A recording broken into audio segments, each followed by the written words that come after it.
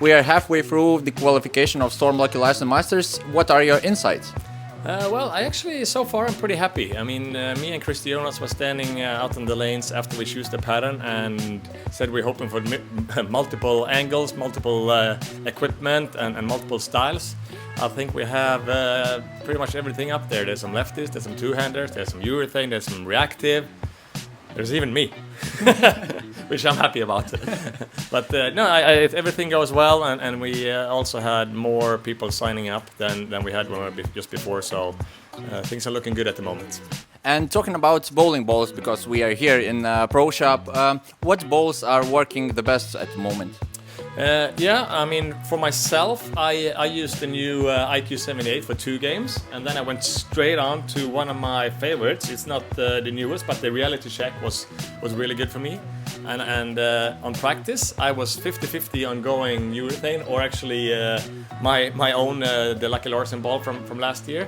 I think you can be somewhere between 4, 5, 6, 7 in the beginning and keep the angles pretty tight. And I just felt like maybe I had a little bit more of room for error with the IQ. And then I saw a couple of guys throwing reactive from the start. So when I had the feel that the urethane wasn't really going through the pins, I said I got to do something. And actually, I've been teaching my brother a lot in bowling, but this time it was my little brother that taught me. So the day before, he was using the IQ 78 on the fresh, and then he went to the reality check. So I said, if he can do it, I can do it.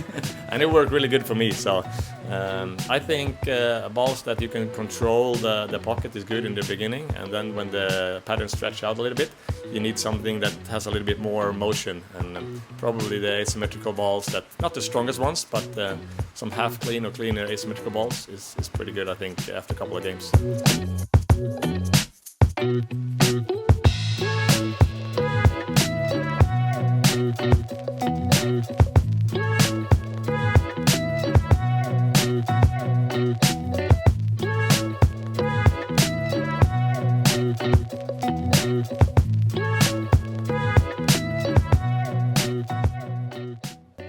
We're here with Kristijonas Sergejevas from Kegel, one of the masterminds who was behind the oil pattern. So Kristijonas, what's your insights on oil pattern, how it's coming up? I think it's looking pretty good so far. I think it took players a couple of squats to really figure out what's the best way to attack the pattern. But I think they have figured it out, and we've seen quite a few good scores. We've seen a couple of 300s, of course. We see a couple of righties put up a good score. We also saw a couple of lefties put up a good score.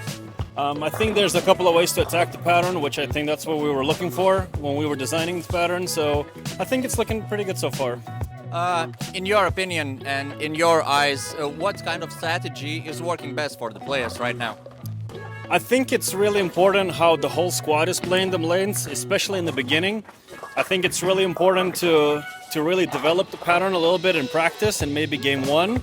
So it seems like the squads that start a little bit further to the right and then maybe use a little bit of urethane to stretch the pattern, those squads seem to be scoring quite a bit higher than the squads that maybe start a little bit further in and with a little bit more surface on the bowling balls. So I think it's really, really important to really be aware of who you're following and what's your cross.